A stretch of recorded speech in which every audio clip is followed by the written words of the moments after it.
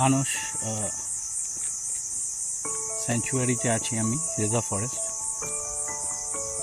এখানে আজকে ব্ল্যাক প্যান্থারের সাইটের দিকে যাচ্ছি হেঁটে হেঁটে।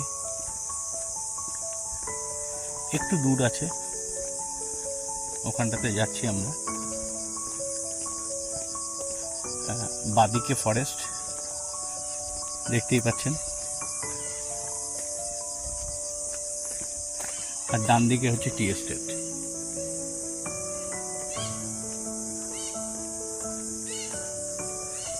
অসাধারণ সুন্দর এই দৃশ্য। পরন্ত বিকেল, খুব সুন্দর লাগছে। শুভ সন্ধ্যা, আমি ট্রাভেলার জয়। আজকে আমরা Manas national park, UNESCO heritage site. আজকের দিনটা খুব সুন্দর কাটালাম। সকালে পৌঁছে আমরা টিফিনটা করে নিলাম, লাঞ্চটা করে নিলাম। খুব ভালো সুন্দর লাঞ্চ ছিল। ভাত, ডাল, মাছের পেটিকা আর চিকেন, আলু ভাজা খুব সুন্দরভাবে করলাম। এখন আমরা গেছিলাম একটা ব্ল্যাক প্যান্থার সাইটিংয়ে। আমরা সাইটিং করলাম। আমার সাথে এই রিভু, আমার ছেলে, আমার ওয়াইফ সহধর্মিনী সোমা। আমরা এখন হেঁটে হেঁটে হেঁটে হেঁটে এই জঙ্গলের পথ ধরে ফিরছি। খুব সুন্দর এই পথটা। একদিকটাতে পুরোটা টি এস্টেট, একদম খুব বড় টি এস্টেট, আরেকটা দিকে জঙ্গল দেখতে পাচ্ছেন। সামনে ইলেকট্রিক ফেন্সিং, বিভিন্ন রকম আওয়াজ আসছে।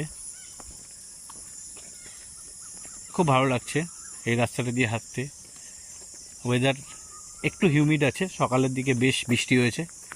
সকালের দিকটা খুব দারুণ ছিল ওয়েদার, আর বিকেলের দিকে একটু হিউমিডিটি আছে এখন।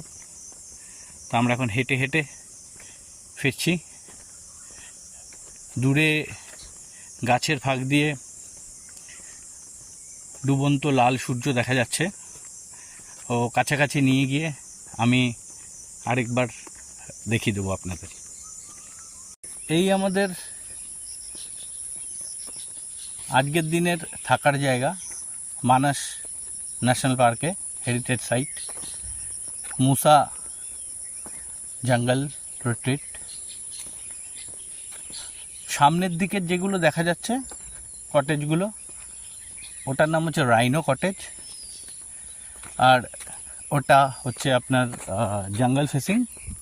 আর ব্যাক সাইডের যে কটেজগুলো আছে সেই কটেজগুলো হচ্ছে প্যান্থেরা কটেজ। ওটা হচ্ছে টি এস্টেট ফেসিং। এই মোটামুটি সন্ধ্যা নেমেছে মানুষের বুকে, খুব সুন্দর। এটা একটা ওয়াচ টাওয়ার। আমার ওয়াইফ আসছে হাঁটতে হাঁটতে। আমরা ব্ল্যাক প্যান্থার সাইটিং করে এখন ফিরছি।